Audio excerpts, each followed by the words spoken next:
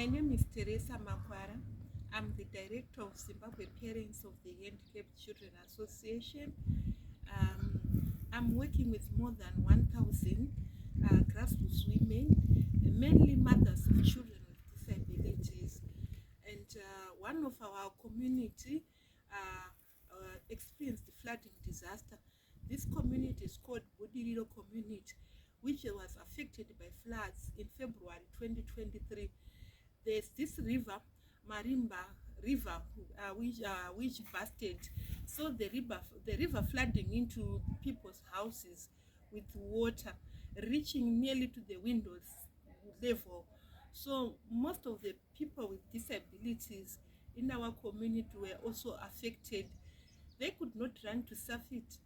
They suffered physical injuries and their houses were destroyed by the weather. Rooftops of the houses were blown away by the wind, and we have also noted that their food and their stocked food were soaked into water, including their clothes and blankets that was also swept away. They slept in an open for so many days, and when you know that when people are congested, they will be affected with diseases like cholera, typhoid, and they experienced the water crisis. Most of their crops again were swept away, and the project they were doing also were affected, including their incomes. There was this experience of falling of trees on people and even into houses. So many schools were closed and the bridges were swept away, and there's this experience of transport challenges. And those children who were on wheelchair were not able to reach out because there was this limited access of transportation and the wheelchairs were not movable. The roads were also plunged with water.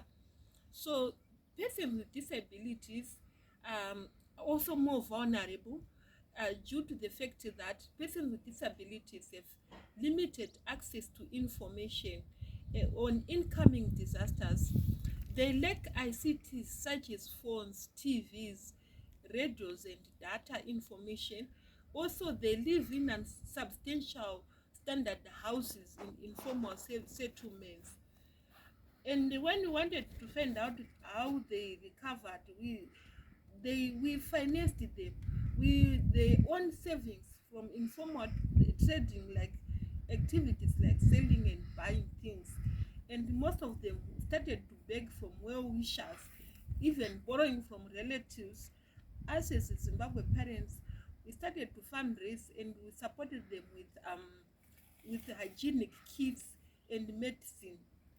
Our recommendations is that there is need to set up disaster recovery fund in Zimbabwe, even in our organization, to support the affected.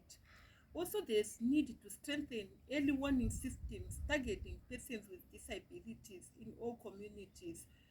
Also, there's need to undertake risk mapping to ensure persons with disabilities are protected during emergency services.